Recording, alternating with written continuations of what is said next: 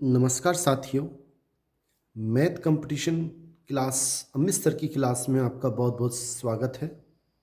मैं गणित व्याख्याता आपका हार्दिक स्वागत करता हूं।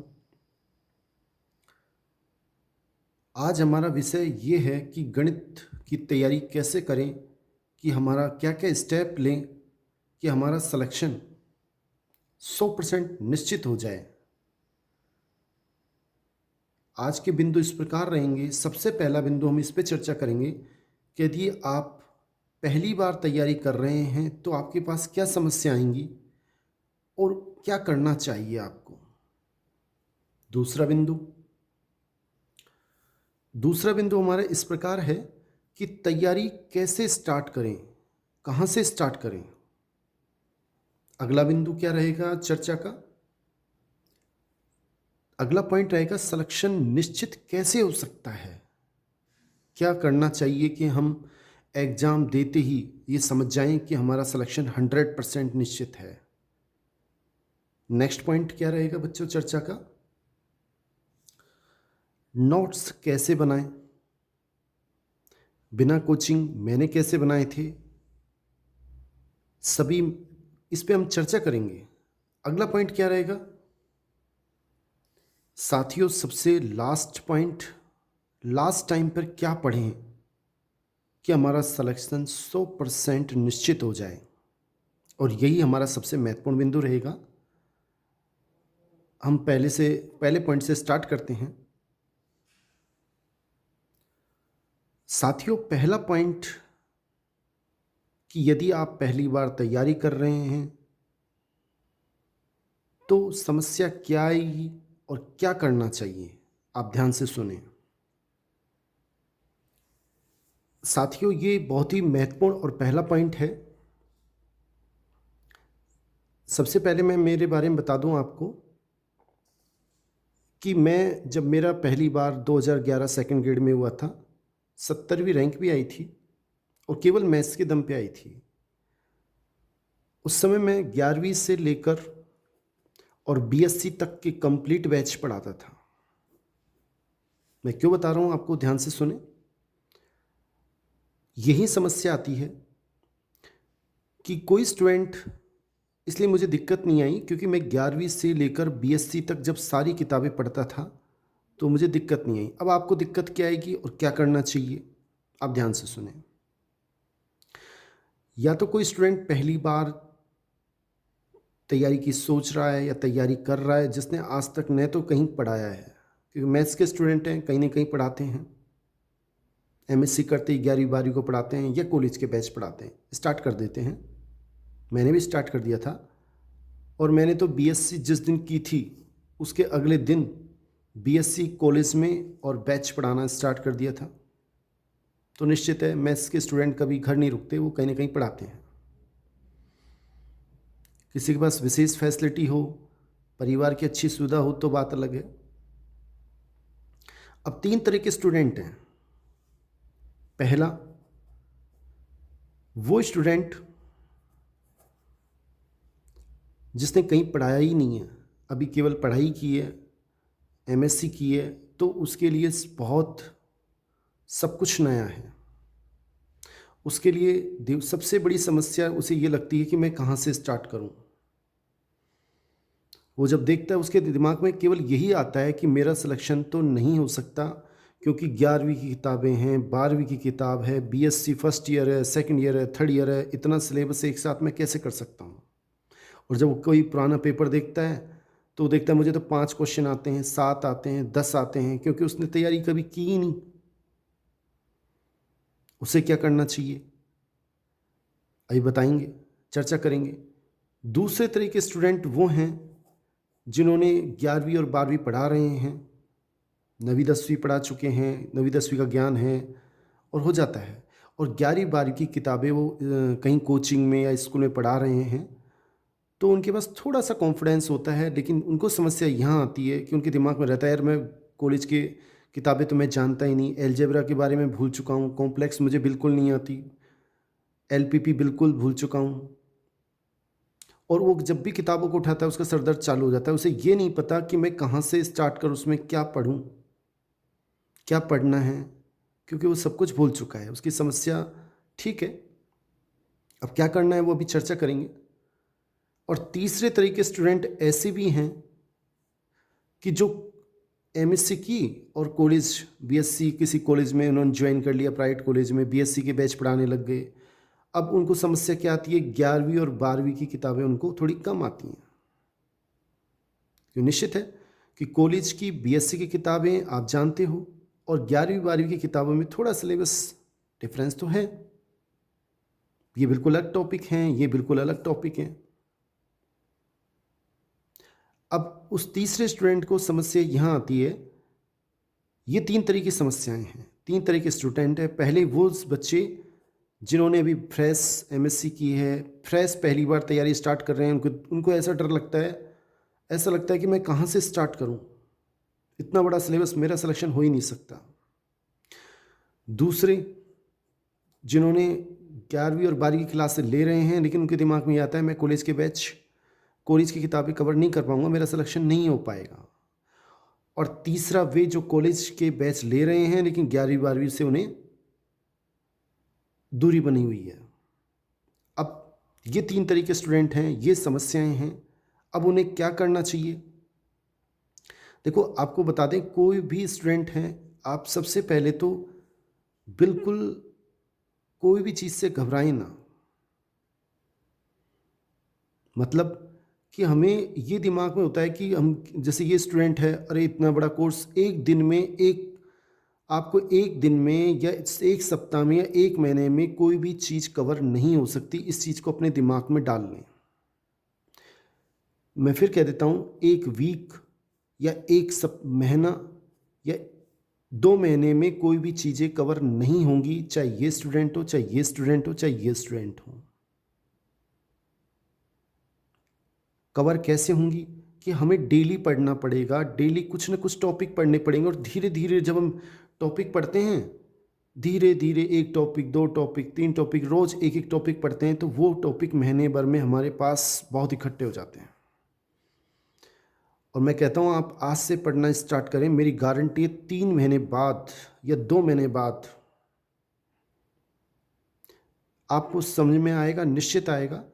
क्या पढ़ना है, कैसे पढ़ना है, वो भी चर्चा करेंगे। अभी हमारी चर्चा बस इतनी है कि 3 स्टूडेंट हैं, इस तरह के हैं, उनको समस्या आती है, दिमाग में बार बार ये आता है कि मैं कोर्स नहीं कर पाऊँगा, मैं सिलेबस पूरा नहीं कर पाऊँगा। उनके लिए बस एक ही सलाह है, आप दिमाग में ये ना डालें मुझे ये नहीं आता, मुझे वो नहीं आता, या मैं तो फ्रेश हूँ। आपको बस स्टार्ट करना है। अगर ये बच्चा है तो 11वीं की क्लास से स्टार्ट करना है। कैसे करना है वो भी हम बात में बात करेंगे। मेरा उद्देश्य बस केवल इस पॉइंट में ये है कि हमें पढ़ना है, बिना ये सोचे पढ़ना है कि मैंने नई शुरुआत करनी है, कि मैंने ये नहीं सोचना कि ये नहीं पढ़ा या नहीं पढ़ा। अब दूसरा पॉइंट पे हम चर्चा करते हैं। बच्चों, वो स्टूडेंट्स की समस्या थी। सेकंड पॉइंट, अगला पॉइंट, तैयारी कैसे स्टार्ट करें। देखो, तैयारी स्टार्ट करने के लिए सबसे अच्छा तरीका ये है कि अगर आप फ्रेश हैं, बिल्कुल नई पहली बार तैयारी कर रहे हैं, या 11वीं 12वीं का ज्ञान आपको बिल्कुल नहीं है, या कॉलेज के बैच पढ़ा रहे हैं, तो या फिर 11वीं 12वीं के बैच भी पढ़ा रहे हैं, तो सबसे पहले तो आपको NCERT की 11वीं 12वीं की किताबें पढ़नी हैं। 11वीं और 12वीं की कोई हमें SR सैनी या कुछ नहीं पढ़ना है। बस 11वीं और 12वीं 11th क्लास और 12th क्लास की हमें मैथ्स की किताबें पूरी पढ़नी है। आपको ज़रूर लग रहा होगा जो फ्रेश बच्चा रहे 11वीं और 12वीं की पढ़ना तो बहुत ज़्यादा रामायण हो गया, बहुत बड़ा कोर्स हो गया। इतना बड़ा कोर्स नहीं होता। 14 प्रश्नावली, ये 13 प्रश्नावली, ये कितनी 13-14 प्रश्नावली, और 2 या 3 दिन में एक प्रश्नावली हो जाएगी। आप कोई गाइड लें, सिंपल गाइड लें, पासबुक ले लें, उससे पढ़ना स्टार्ट कर दें, लेकिन समझने का प्रयास करें। मैंने बिना किसी कोचिंग स्वयं, और अगर आपको, और आजकल तो वैसे ही बहुत सुविधाएं हैं, लेकिन सबसे पहला उद्देश्य अपना एक ही है कि हम 11वीं की और 12वीं की NCERT की बुक तैयार कर लें, क्योंकि उसमें साधारण नॉर्मल चीज़ें स्टार्ट दी। कारण क्या है उसका कि बिल्कुल बेसिक ज्ञान हमें वहाँ से मिलेगा, बिल्कुल बेसिक। समुच्चय क्या होता है, सदिश क्या होता है, अदिश क्या होता है, त्रिकोणमिति फलन के सूत्र क्या हैं। इस तरह से जब हमें पूरा बेसिक ज्ञान तैयार हो जाएगा तो हमें निश्चित कॉन्फिडेंस आएगा। उसके बाद अगर ये तैयार हो जाते हैं तो बहुत क्वेश्चन ऐसे हैं जो स्टैंडर्ड से ऊपर आने के बाद भी हम उनको हल कर लेंगे, ये निश्चित है। और ये तैयार होते हैं, एक बार आप पूरा कोर्स करें, 11वीं 12वीं को कंप्लीट पढ़ें, कंप्लीट। और साथ में कॉलेज की जो किताबें हैं, उन कॉलेज की किताबों के केवल थ्योरम्स, सीधी सीधी थ्योरम्स, उनको पढ़ें। और अगर आपको नहीं समझ में आता है तो आप इस चैनल से जुड़ सकते हैं। इस चैनल में आपको मैं केवल वही टॉपिक देता रहता हूँ, केवल वही सेलेक्टेड, कि जिसमें आप केवल क्या पढ़ें और आपका काम हो जाएगा। तो आप इस तरह से कॉलेज की किताबों को थोड़ा थोड़ा, कॉलेज की जितनी भी किताबें हैं उनकी एक एक किताब की सारी थ्योरम्स पढ़ें, सिद्ध करना ना देखें, सेलेक्टेड चीज, सेलेक्टेड, बिल्कुल सेलेक्टेड चीज़ पढ़ें। और धीरे धीरे जब आप पढ़ते जाएंगे तो आपके पास इतना मैटर इकट्ठा हो जाएगा कि आपको लगेगा हाँ यार कि अपना सिलेक्शन या हमें अब बहुत ज्ञान हो चुका है। 3 महीने में ही बहुत अंतर आ जाएगा, आपके कॉन्फिडेंस में अंतर आएगा। जब आप 11वीं 12वीं की किताबें पढ़ लेंगे पूरी तो ही आपको कॉन्फिडेंस आ जाएगा। आगे देखें, नेक्स्ट पॉइंट। नेक्स्ट पॉइंट है नोट्स कैसे बनाएं। देखो मैं मेरी बताता हूँ, मैंने बिना कोचिंग, कोई कोचिंग में आज तक देखा नहीं, और फिर भी मैंने नोट्स बनाए। और मैं आपको इस सलाह दूंगा कि आप कितनी भी कोचिंग करें, कितना भी कहीं ज्ञान लें, यूट्यूब से लें, लेकिन हाथ से नोट्स ज़रूर बनाएं, खुद के हाथ से नोट्स ज़रूर बनाएं। मैं अभी कहा था 11वीं की किताबें पढ़ें, 12वीं की किताबें पढ़ें, कॉलेज की किताबें पढ़ें, लेकिन कितने भी क्वेश्चन करें। अब 11वीं किताब में बहुत सारे क्वेश्चन हैं एक टॉपिक पर, 12वीं किताब में बहुत सारे क्वेश्चन हैं। सारे क्वेश्चन तो हम उनको करके देखें, किसी कॉपी में ना उतारें। नोट्स में क्या बनाना है, केवल नोट्स में सभी महत्वपूर्ण बिंदु और सूत्र टॉपिक वाइज लिखने हैं।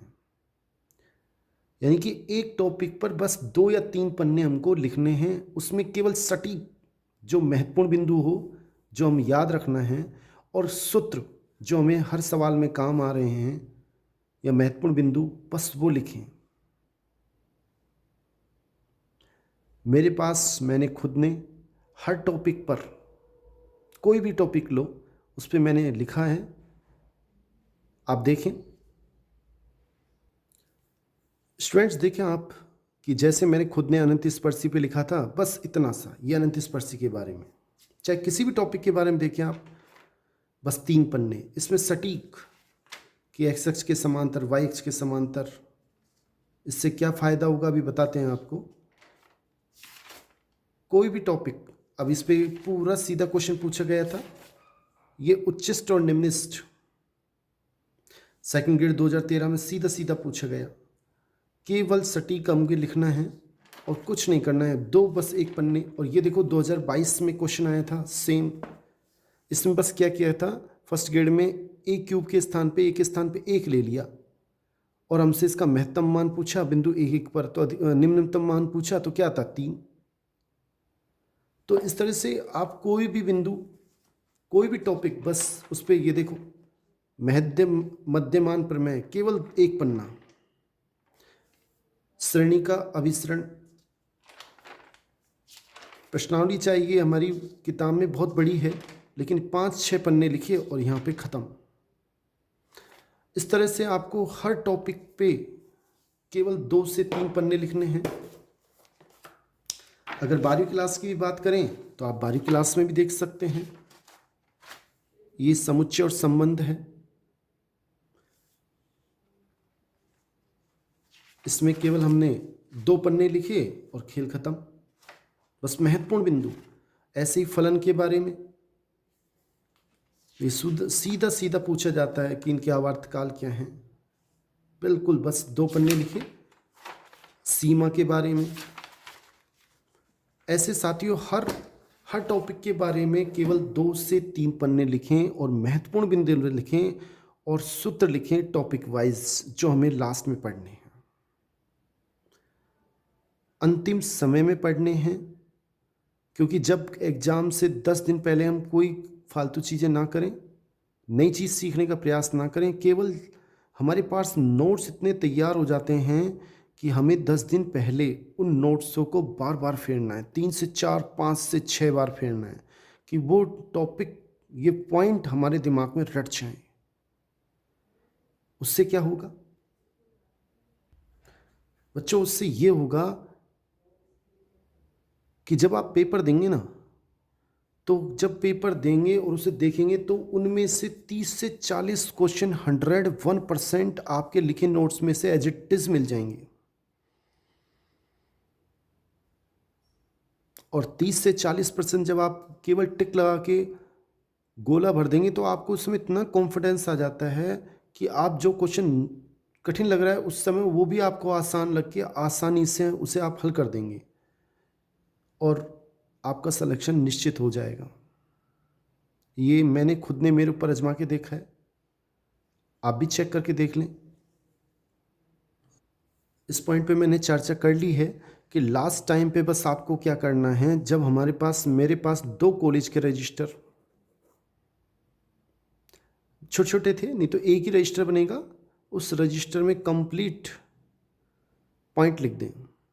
और एक 12वीं का रजिस्टर, 11वीं 12वीं का, ये 2 रजिस्टरों को पिछले बस लास्ट जब 10 दिन बचे तो 2 रजिस्टरों में जितने भी पॉइंट है, पॉइंट खूब हो जाते हैं, और इनमें वो ज़रूर शामिल करें जो पिछले साल आए हुए हैं क्वेश्चन, उनके वो पॉइंट के रूप में ज़रूर शामिल करें।